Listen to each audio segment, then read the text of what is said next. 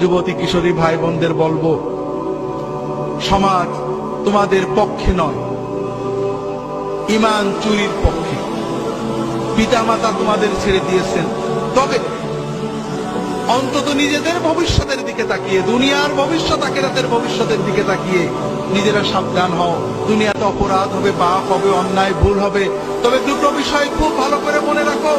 নামাজটা কখনো ছেড়ো না। নামাজ যদি সিনেমা হলে থাকো বেরিয়ে এসে নামাজ পড়বে, যদি খেলার মাঠে থাকো ওয়াক্ত মতো নামাজ পড়বে। নামাজটা কখনোই ছাড়বে না, যত কিছুই হোক সময় মতো নামাজ পড়বে। আর অশ্লীলতাকে, মাদকতাকে বিষের মতো পরিত্যাগ করবে। এই দুটো বিষয় যদি তুমি ঠিক রাখতে পারো, ইনশাআল্লাহ অন্যান্য ভুল ত্রুটি তওবা করবে, ভালো হবে খারাপ হবে, এই নামাজ তোমাকে আল্লাহর পথে টিকিয়ে রাখবে।